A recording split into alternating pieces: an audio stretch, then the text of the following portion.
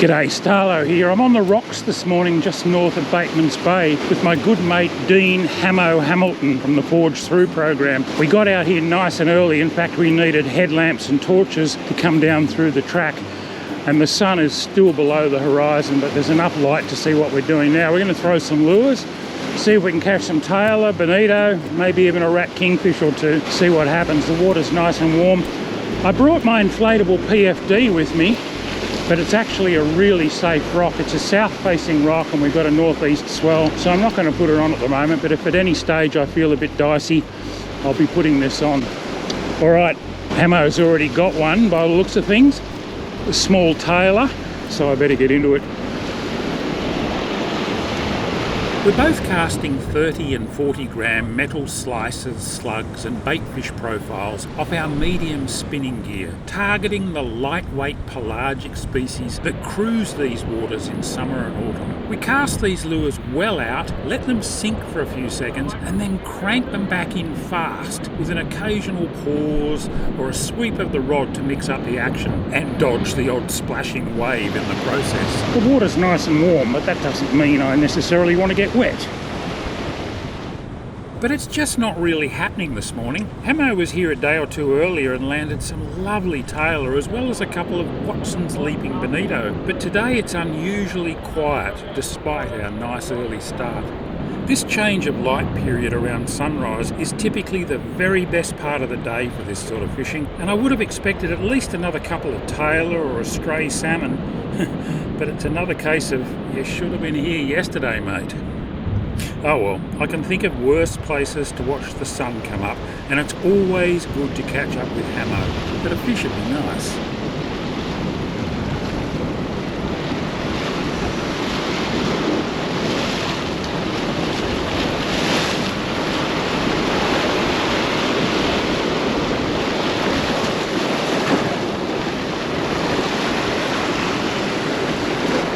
I might have a lure change. You know what they say, a change is as good as a holiday.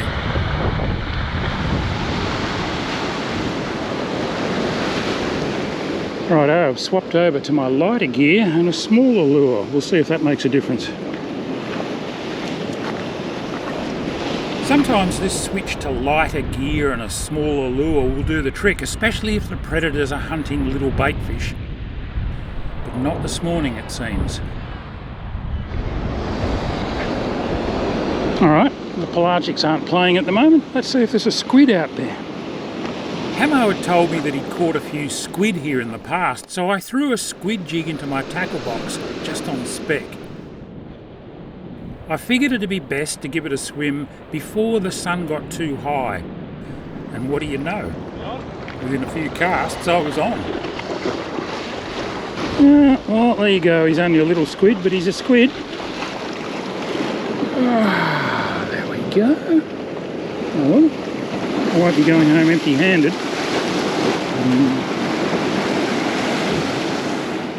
Now that's a nice start. I'm really glad I packed that squid jig.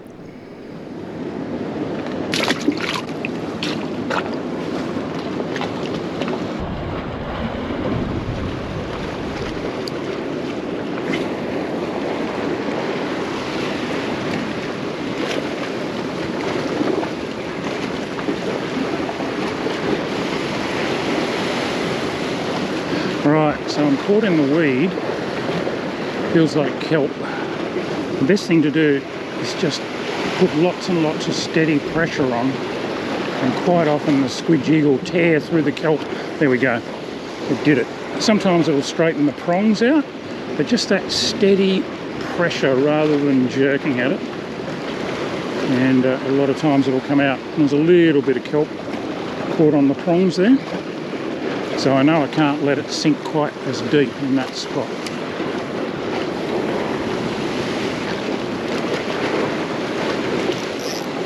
Done it again.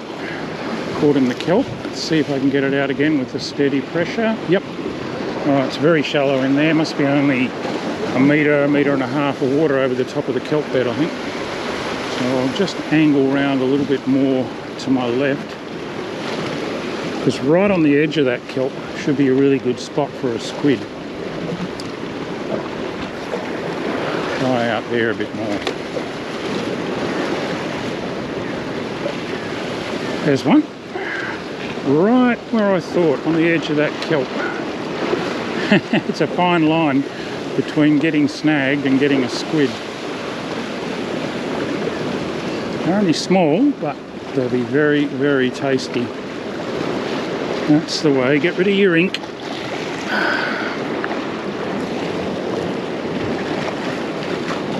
Ammo. Hey!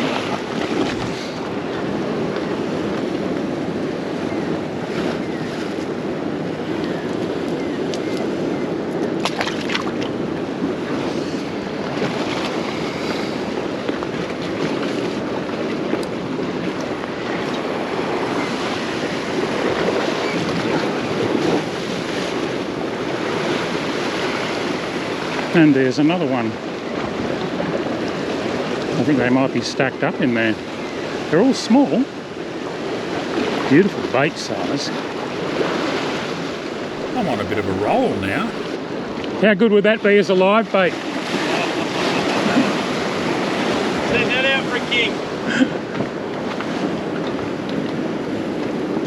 Oh, well, you found a nice little pot of them. Oh, no.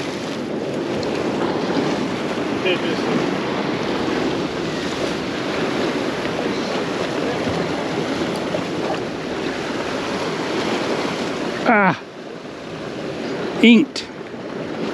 I inked my Shimano hat. Yuck.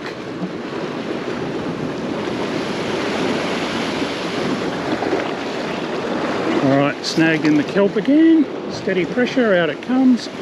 Should be in a good spot for a squid, as long as I don't have any kelp on the jig.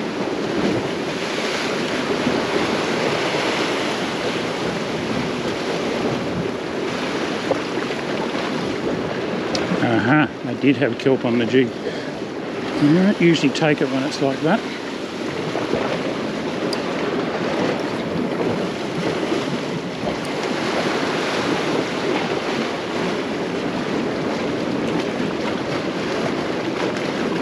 There's another one. That's a better squid. You can tell by the pulsing in the rod there and the weight on there. Still not a big one, but wow, I'm going to be dining in style tonight.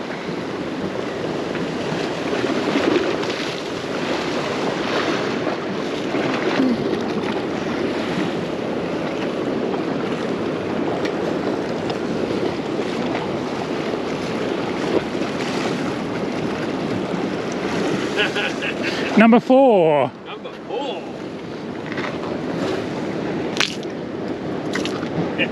Dirty little buggers. Yeah. There's a few there.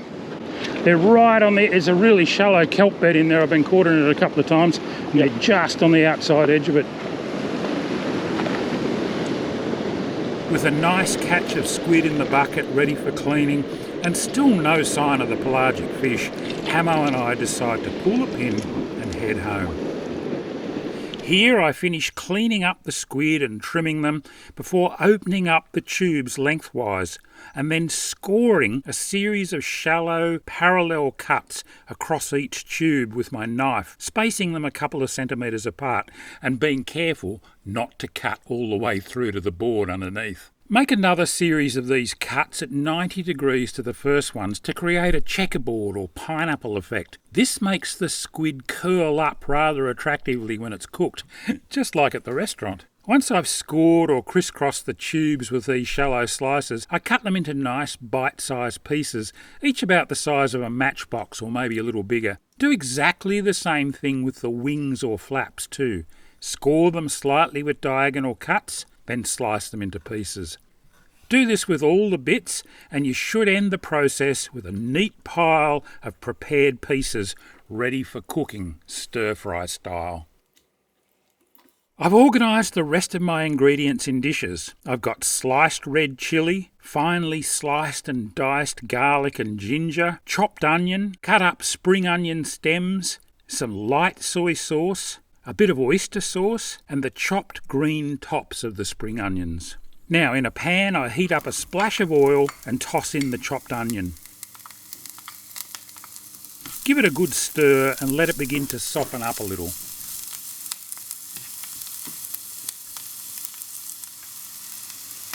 Next, I add the chopped chilies. These ones aren't particularly hot, but you can go as spicy as you want to. Stir the chilies into the cooking onions, then add the spring onion stems. They cook a bit quicker than the onion.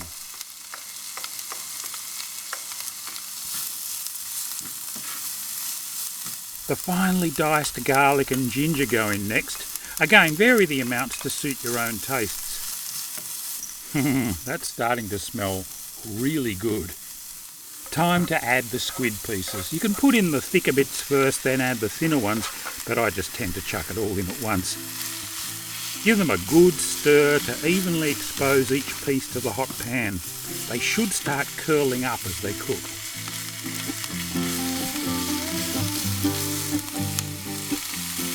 Now I add the soy and oyster sauces. Again, use as much or as little as you want.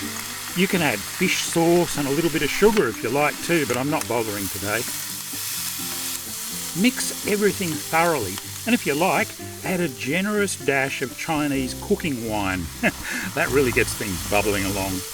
Okay, towards the end I throw in the chopped tops of the spring onions, give everything a final stir, and it's just about ready to plate up and serve. Look at that, lots of the pieces have curled up, just like they do at the restaurant. Plate up and add your favourite garnish. I love coriander, but I know a lot of people loathe it. It's completely up to you. Parsley's good too. How good does that look? And it tastes good too. That's my lunch taken care of. Look, I like crumbed calamari as well, but stir fry is absolutely delicious. You've got to give it a go. Until next time, this is Starlo wishing you tight lines and bon appetit.